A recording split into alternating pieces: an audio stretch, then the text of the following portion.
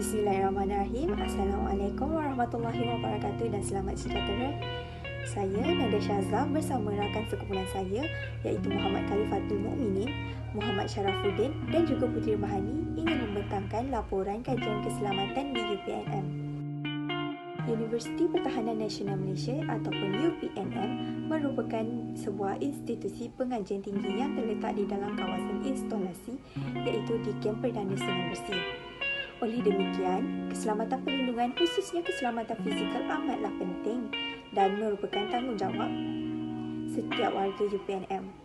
Justru, bagi memastikan keselamatan UPNM terjamin, laporan kajian keselamatan dibuat bagi memastikan segala kekurangan dari segi keselamatan dapat diperbaiki. Pengurusan keselamatan perlindungan merujuk kepada langkah-langkah keselamatan yang boleh diambil untuk melindungi aset.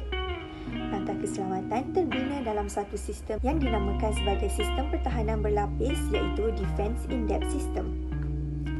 Seterusnya, mengaplikasikan segala kuat kuasa undang-undang serta mewujudkan langkah-langkah keselamatan fizikal, dokumen peribadi dan ICT untuk mencegah supaya jenayah tidak berlaku terhadap aset. Tiada mana-mana satu langkah keselamatan yang boleh menjamin keselamatan sepenuhnya. Oleh itu, semua elemen perlu diintegrasikan supaya menyokong di antara satu sama lain untuk membawa kesan keselamatan 4M iaitu mencegah, iaitu deter, mengesan, detect, melengahkan, delay dan mengambil tindakan iaitu respon terhadap jenayah. Lanjutan itu, UPNM juga mempunyai sistem keselamatan yang terperinci dan mempunyai kawalan keselamatan yang ketat. Latar belakang kajian ini bertujuan untuk mengetahui keadaan ciri fizikal dan keselamatan di UPNM. Kajian ini juga dilakukan pada waktu pagi dan juga malam bagi memastikan keadaan sebenar di UPNM. Objektif kajian ini adalah untuk menganalisis keselamatan fizikal yang memberi tumpuan kepada keselamatan pergerakan keluar masuk kenderaan, pagar keselamatan, lampu keselamatan, keselamatan dokumen dan komputer, sistem CCTV dan juga sistem kunci di UPNM. UPNM haruslah membuat garis panduan tetap bukan sahaja dari segi aspek keselamatan, malah dari segi kesihatan juga perlu dititik beratkan bagi mengelakkan dari perkara yang tidak diingini, lebih-lebih lagi pada pandemik COVID-19 yang melanda seluruh negara. Sebarang langkah peranan yang dilakukan mestilah mendapat sokongan dari semua pihak untuk memastikan keberkesanannya. Seterusnya, keselamatan pergerakan keluar masuk kenderaan. Setiap pergerakan keluar masuk kaki tangan, pelajar dan juga pelawat akan diperiksa di Balai Pengawal UPNM. Setiap individu yang dibenarkan masuk hanyalah mereka yang mempunyai pas kaki tangan, kad matriks ataupun pas pelawat. Bagi mahasiswa pula, pergerakan keluar masuk mahasiswa hanya dibenarkan sebelum jam 11.59 malam. Sejak pandemik COVID-19, pergerakan keluar masuk diperketatkan bagi mengelakkan penularan wabak COVID-19 di UPNM. Setiap individu yang ingin masuk ke dalam UPNM perlu mengimbas kod QR di MySejahtera dan diperiksa suhu sebelum memasuki UPNM. Pagar keselamatan merupakan halangan atau sekatan untuk menentukan had kawasan. Pagar keselamatan bertujuan untuk perkara-perkara seperti berikut. Yang pertama, mengawal keluar masuk kenderaan dan pejalan kaki. Yang kedua, memeriksa tanda pengenalan individu dan kenderaan. Seterusnya, menjadi halangan psikologi bagi melambatkan pencerobohan. Yang terakhir, mengurangkan jumlah pos-pos pengawal yang perlu diadakan. Pagar keselamatan yang digunakan di UPNM adalah pagar manual. Pagar ini akan dibuka pada seawal jam 6.30 pagi dan akan ditutup pada jam 11.59 malam. Sekurang-kurangnya 2 orang pengawal yang akan bertugas pada sesuatu masa. Seterusnya ialah reka bentuk pagar. Jenis pagar yang digunakan ialah pagar jejaring berangkai.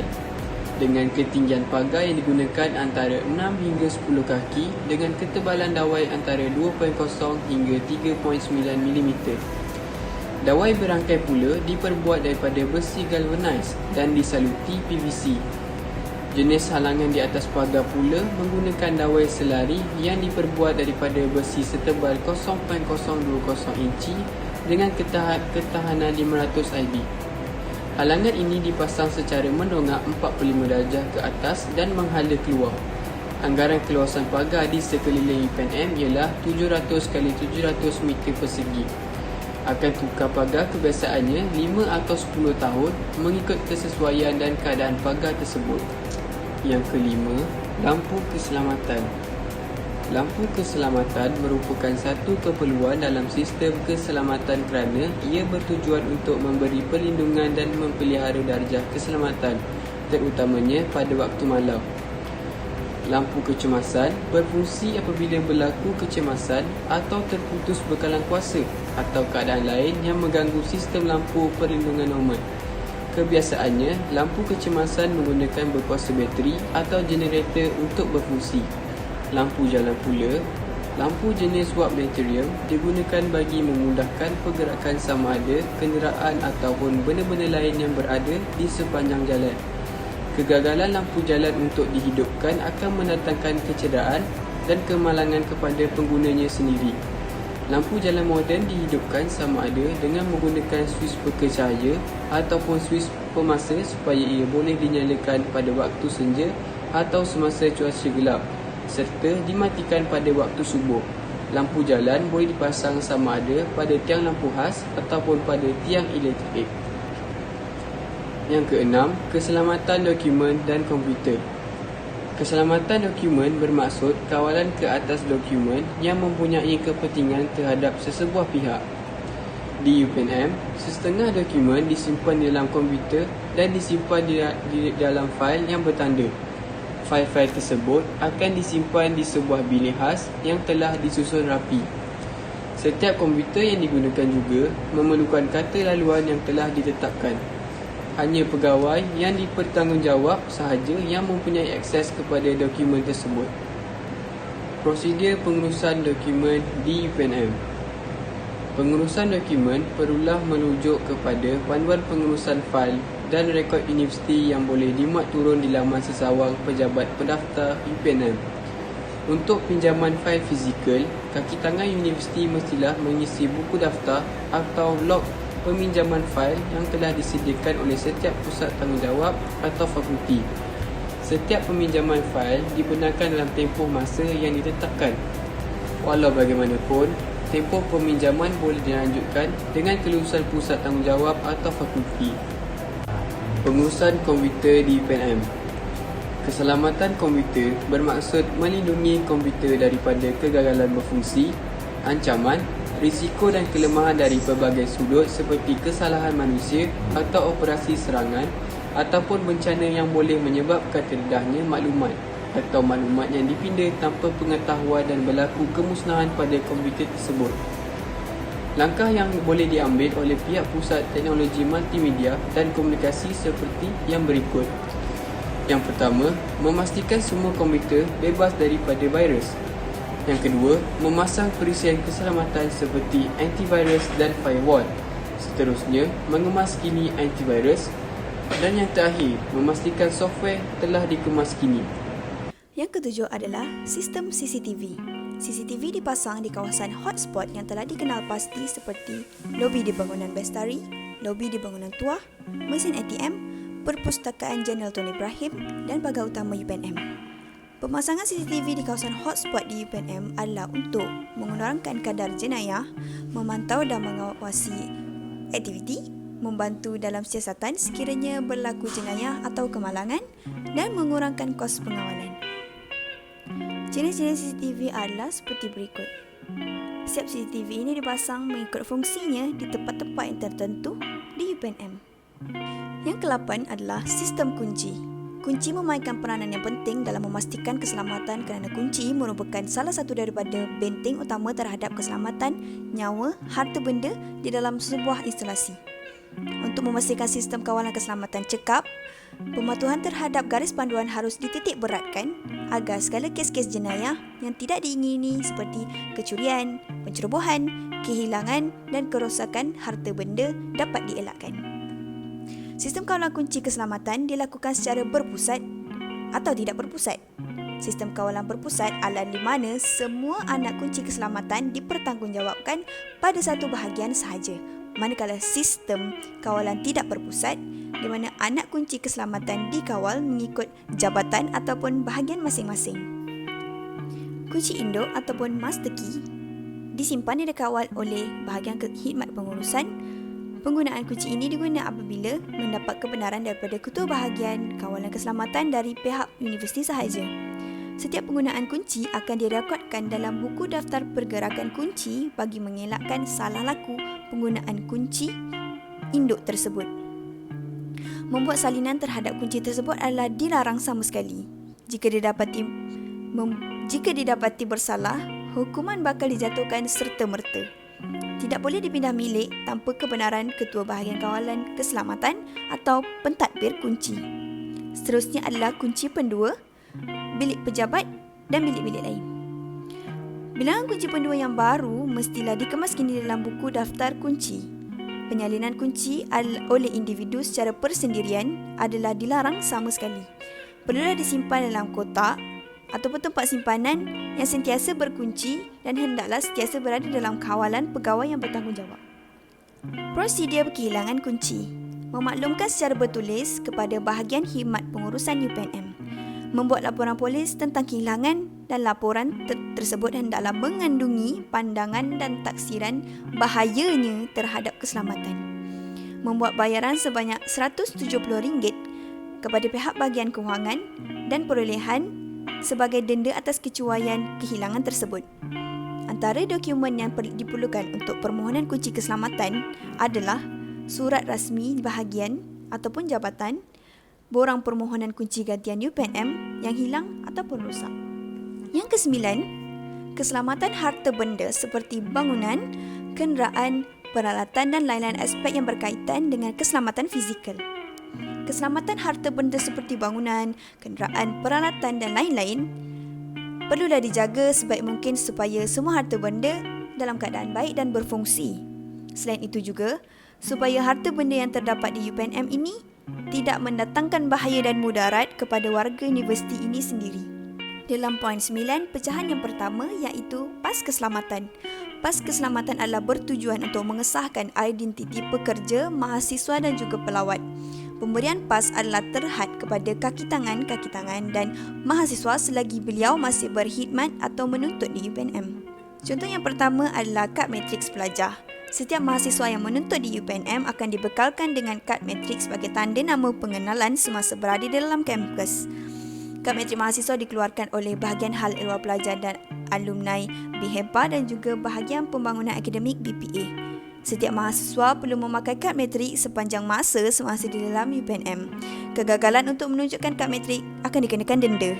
Contoh yang kedua adalah PAS pelawat ataupun PAS sementara.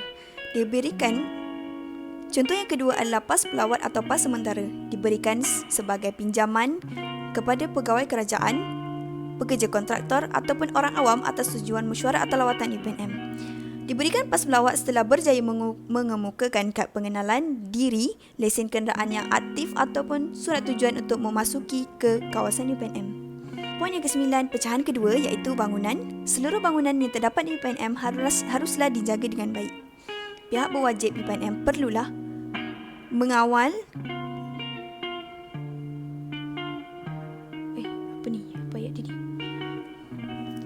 Poin yang ke-9 pecahan kedua adalah bangunan.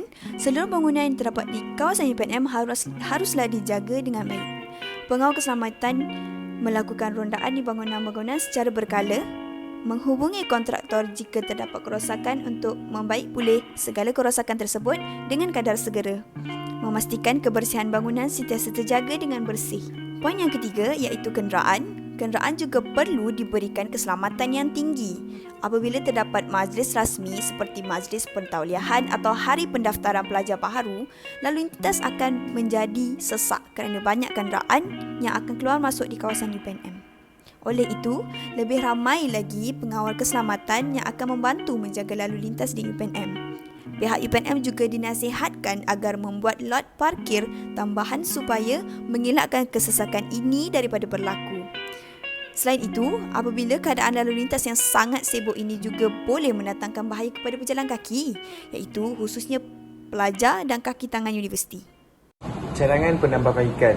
Dalam menjayakan kajian keselamatan fizikal ini, terdapat beberapa cadangan penambahbaikan yang boleh dilakukan supaya kawalan keselamatan di UPNM adalah lebih ketat dan terkawal.